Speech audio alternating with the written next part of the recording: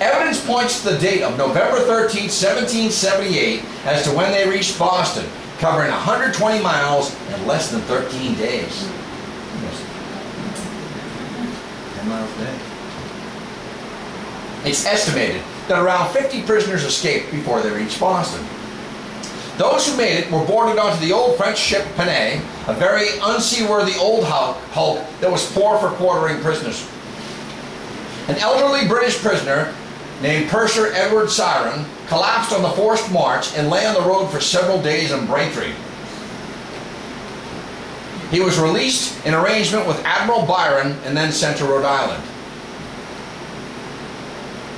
5 vessels were needed to transport the entire cargo of the Somerset. The sloop Sally brought 16 cannon, 18-pounders, and the sloop Cumberland landed 18 cannon at Boston. The Rising Empire made 2 trips between Provincetown and Boston loaded with cannon. And here's the irony.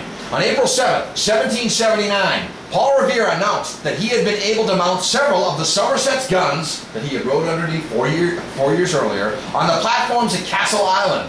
Eventually, he would mount 21 of the Somerset's cannons. How ironic. The British officers were moved to Noddle's Island, where Henry H. Williams lived. Williams reminded the billeting officers that his houses were shelled and burned by the Somerset during the Battle of Chelsea Creek.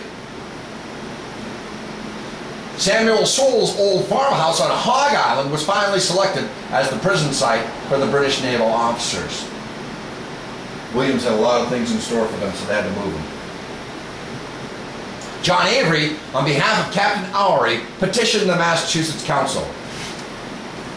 Basically, he says, in January of 1779, ordered that this commissary of prisoners of war for this state be and hereby is directed to convey without loss of time from this state to Providence in the state of Rhode Island, Captain Oury and the other officers late belonging to the Somerset, and there cause them to be sent to Newport on Rhode Island, first taking Captain Oury's parole, that he will cause Colonel Joseph Ward, now prisoner at New York, and Captain Burke, now on parole here, to be liberated and discharged from parole for the said Oury. So in other words, we'll trade Oury for Colonel Joseph Ward and Captain Burke, who we have in prison.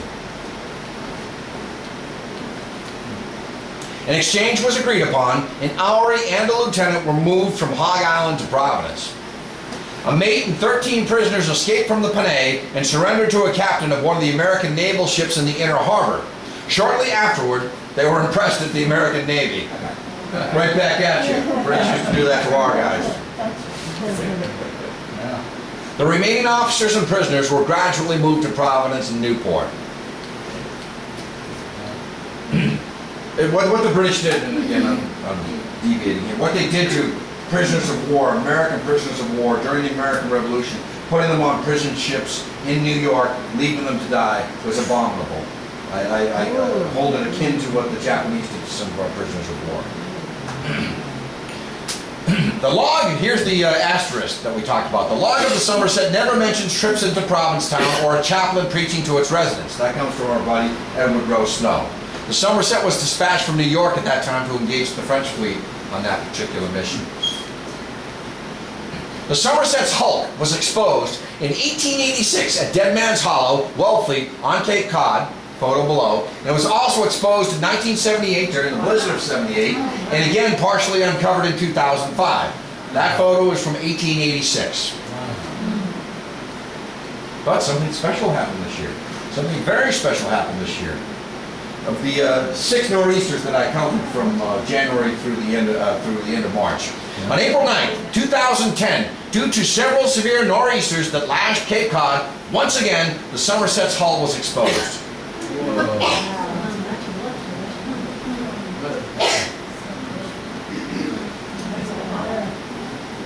I tried to get down there. Of course, when I got down there, it was cold, rainy, and high tide. It wasn't going to happen. It was a rare opportunity for historical shipwreck researchers to glimpse a piece of Revolutionary War history at Newcomb Hollow Beach in Wellfleet. How are we doing on time, Vicki? 10 to 8? Okay.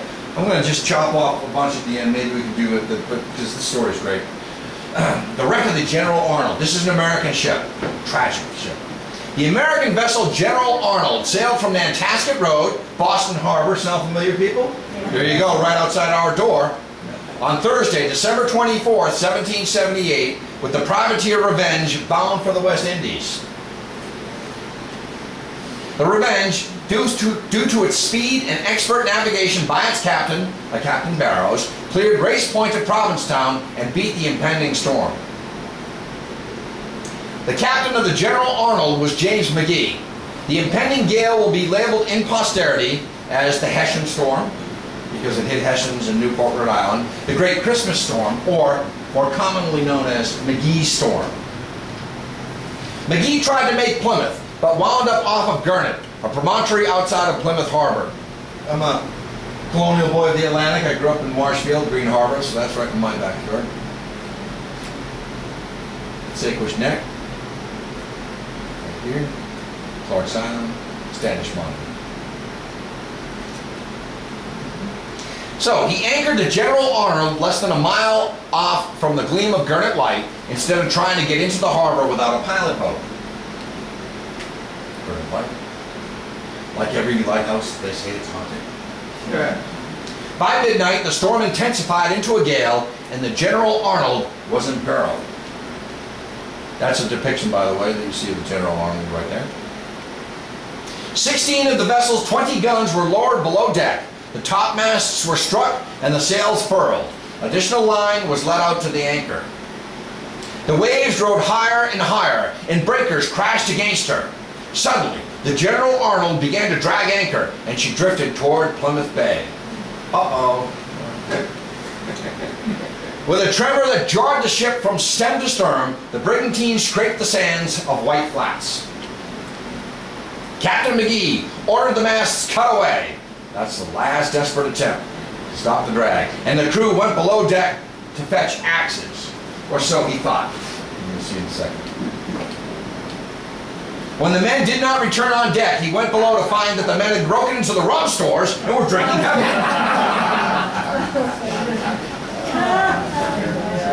That's my dad's evacuation plan from Plymouth, from Marshfield. To make sure there's plenty of beer in the fridge and sit in his best chair. McGee's ship was sinking into the sand, and most of his crew were now drunk.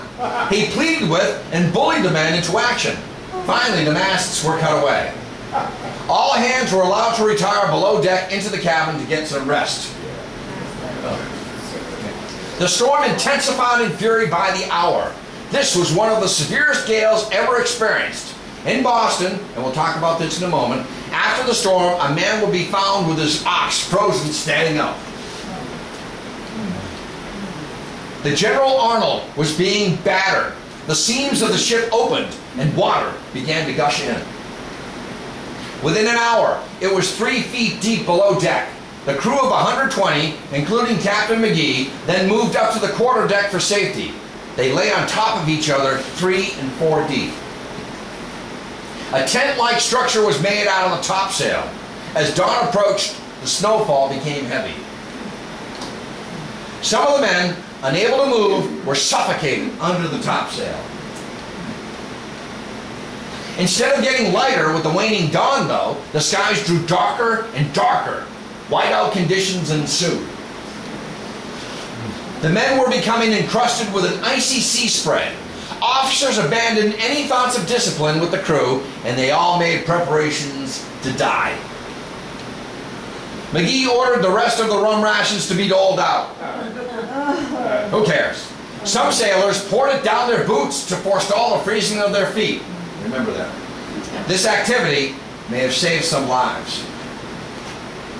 As the day wore on, one of the toughest officers, Captain John Russell, tried to rally the men and urge them to hold on.